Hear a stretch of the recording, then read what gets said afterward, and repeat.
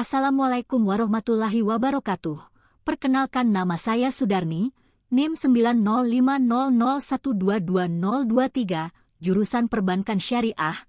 Materi yang akan saya jelaskan terkait kelembagaan dan pendayagunaan zakat menurut UU Nomor 23 Tahun 2011 tentang pengelolaan zakat. Adapun submateri yang akan saya jelaskan yaitu 1. Kelembagaan zakat menurut UU Nomor 23 Tahun 2011 tentang pengelolaan zakat, Baznas dan Laznas. 2. Manajemen kelembagaan zakat. 3. Program pendayagunaan zakat. 4. Strategi pendayagunaan zakat. Kelembagaan zakat menurut UU Nomor 23 Tahun 2011. 1. Badan Amil Zakat Nasional, Baznas. Baznas adalah lembaga pemerintah non-struktural yang bersifat mandiri dan bertanggung jawab kepada Presiden melalui Menteri Agama. Baznas berkedudukan di tingkat nasional, provinsi, dan kabupaten kota, dengan tugas utama mengelola zakat secara nasional. Fungsi Baznas meliputi perencanaan, pelaksanaan, pengendalian, dan pelaporan pengumpulan, pendistribusian, dan pendayagunaan zakat. Baznas berperan sebagai lembaga pengarah kebijakan dan regulator utama dalam sistem pengelolaan zakat, bertugas memastikan pengelolaan zakat berjalan secara adil, merata, dan sesuai dengan kebijakan nasional. Tujuan pengelolaan zakat oleh Baznas adalah meningkatkan efektivitas dan efisiensi pelayanan serta memaksimalkan manfaat zakat untuk kesejahteraan masyarakat dan penanggulangan kemiskinan. 2. Lembaga Amil Zakat, LAS. LAS adalah lembaga yang dibentuk oleh masyarakat, organisasi, atau individu yang memiliki tugas membantu pengumpulan, pendistribusian, dan pendayagunaan zakat. LAS memiliki fleksibilitas lebih besar dalam menjangkau komunitas tertentu dan menjalankan program-program inovatif yang mungkin tidak dapat dijangkau oleh Baznas. LAS berfungsi sebagai mitra Baznas dalam pengelolaan zakat di berbagai tingkatan, dengan otonomi operasional di bawah regulasi yang ditetapkan. Hubungan Baznas dan LAS didasarkan pada prinsip koordinasi dan sinergi, bukan subordinasi atau dominasi, sehingga kedua lembaga ini saling melengkapi dalam menghimpun dan menyalurkan zakat. Manajemen kelembagaan zakat di mana? Manajemen kelembagaan zakat adalah proses pengelolaan zakat yang meliputi perencanaan, pengorganisasian, pelaksanaan, pengawasan, dan pelaporan dalam lembaga pengelola zakat seperti Badan Amil Zakat Nasional, Baznas, dan Lembaga Amil Zakat, LAS. Manajemen ini bertujuan untuk memastikan pengelolaan zakat berjalan efektif, efisien, transparan, dan akuntabel sesuai dengan prinsip syariah dan good governance. Aspek manajemen kelembagaan zakat. 1. Perencanaan. Menyusun strategi dan program pengumpulan, pendistribusian, dan pendayagunaan zakat secara terencana dan terukur. Menetapkan target penghimpunan zakat dan sasaran mustahik, penerima zakat yang jelas.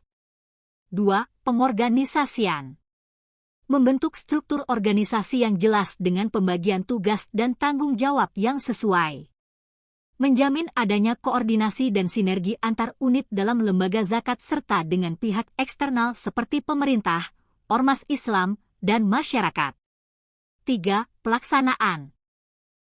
Melaksanakan kegiatan pengumpulan zakat dari muzaki, pembayar zakat, dan menyalurkan zakat kepada mustahik secara tepat waktu dan tepat sasaran. Memastikan seluruh proses sesuai dengan prinsip syariah dan standar operasional yang telah ditetapkan. 4. Pengawasan dan kontrol. Melakukan monitoring dan evaluasi terhadap seluruh kegiatan pengelolaan zakat untuk menjamin transparansi dan akuntabilitas.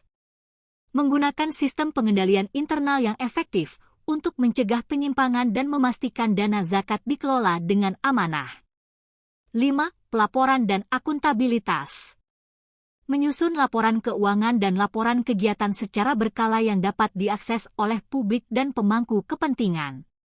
Melaporkan pengelolaan zakat kepada pemerintah, Dewan Pengawas Syariah, DPS, dan masyarakat sebagai bentuk pertanggungjawaban.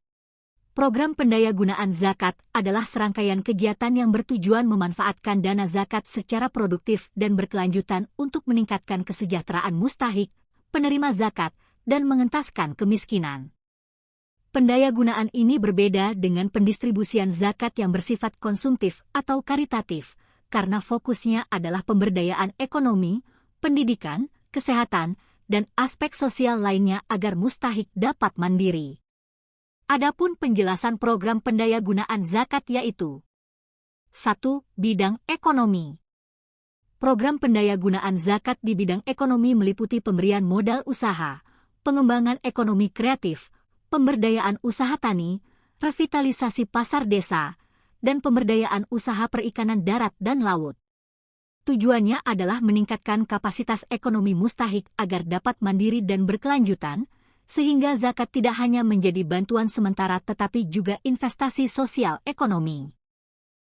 Contohnya adalah program pemberian pinjaman modal usaha dan pelatihan keterampilan usaha yang dilakukan oleh lembaga zakat seperti PKPU dengan program prospek yang terbukti meningkatkan pendapatan mustahik. 2. Bidang pendidikan. Pendayagunaan zakat di bidang pendidikan bertujuan meningkatkan kualitas sumber daya manusia dengan memberikan beasiswa, pelatihan, dan pengembangan pendidikan bagi mustahik. Program ini membantu mengurangi kesenjangan pendidikan dan membuka akses belajar bagi anak-anak dan remaja dari keluarga kurang mampu. 3. Bidang kesehatan.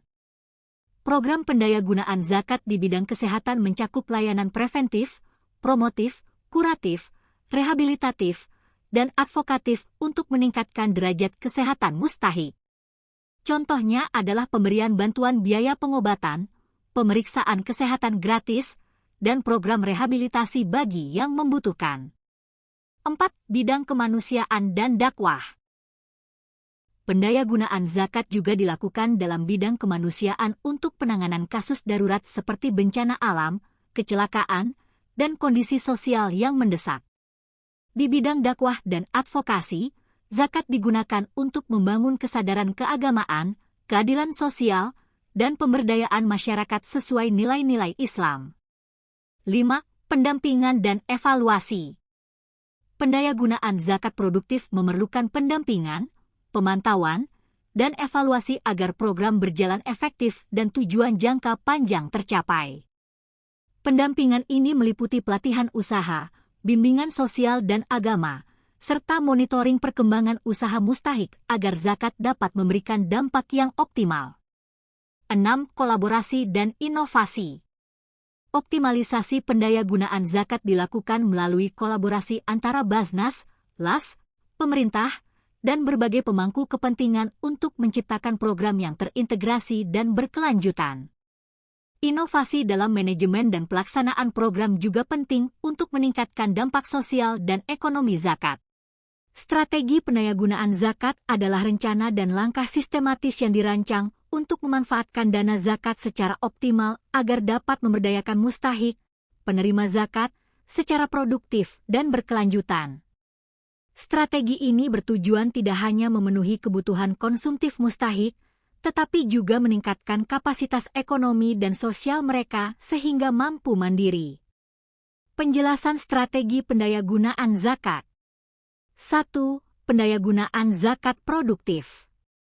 Fokus utama strategi adalah menjadikan dana zakat sebagai modal usaha bagi mustahik yang memiliki potensi berwirausaha, sehingga zakat dapat berfungsi sebagai investasi sosial ekonomi. Basnas dan lembaga zakat lainnya memberikan pelatihan, pendampingan, dan pengawasan kepada mustahik agar usaha yang dijalankan berhasil dan berkelanjutan. Contohnya program Jemart oleh Basnas Kota Tangerang yang mengelola mekanisme pengajuan bantuan, pendistribusian dana, dan pendampingan usaha mustahik secara terintegrasi. 2. Perencanaan dan program terstruktur. Pendayagunaan zakat dilakukan secara terencana dan terprogram dengan pola yang dapat diperbarui sesuai perkembangan kebutuhan mustahik dan kondisi sosial ekonomi. Strategi ini mengacu pada visi dan misi lembaga zakat untuk mencapai kemaslahatan umat, dengan fokus pada pemberdayaan ekonomi dan sosial. 3. Pendampingan dan pengawasan. Strategi pendayagunaan zakat menekankan pentingnya pendampingan berkelanjutan bagi mustahik agar dana zakat digunakan secara efektif dan usaha yang dijalankan dapat berkembang. Pengawasan dilakukan untuk memastikan dana zakat tidak disalahgunakan dan hasilnya benar-benar dirasakan oleh mustahik. 4. Pemanfaatan teknologi dan media sosial. Penggunaan teknologi digital dan media sosial menjadi bagian dari strategi untuk meningkatkan efektivitas pendayagunaan zakat, termasuk dalam penyebaran informasi, pelatihan, dan pemasaran produk mustahik. Edukasi teknologi berbasis e-commerce kepada mustahik menjadi salah satu strategi untuk membuka akses pasar dan meningkatkan kemandirian ekonomi mereka. 5. Kolaborasi dan koordinasi. Strategi pendayagunaan zakat melibatkan koordinasi antara Basnas, LAS, pemerintah, dan berbagai pemangku kepentingan untuk memperluas jangkauan dan dampak program pemberdayaan. Pembagian wilayah kerja dan pembagian tugas antar lembaga zakat dilakukan untuk memaksimalkan penyerapan dana zakat di berbagai lapisan masyarakat. 6. Fokus pada pengentasan kemiskinan. Pendayagunaan zakat diarahkan untuk memberikan dampak positif yang nyata dalam mengentaskan kemiskinan dengan menciptakan kesempatan berusaha dan lapangan kerja bagi golongan ekonomi lemah. Strategi ini juga menyesuaikan dengan regulasi dan kebijakan pemerintah, seperti Permendagri No. 53 Tahun 2020, yang mendukung tata kerja dan pembinaan kelembagaan zakat untuk percepatan penanggulangan kemiskinan. Kesimpulannya, pengelolaan dan pendayagunaan zakat yang baik dan profesional melalui kelembagaan yang kuat, manajemen yang transparan, program pemberdayaan yang terarah, serta strategi yang inovatif sangat penting untuk mewujudkan zakat sebagai instrumen sosial ekonomi yang efektif dalam meningkatkan kesejahteraan umat dan mengentaskan kemiskinan di Indonesia. Sedikit penjelasan saya terkait kelembagaan dan pendayagunaan zakat menurut UU Nomor 23 Tahun 2011 tentang pengelolaan zakat. Jika ada kesalahan kata, mohon dikritik. Terima kasih.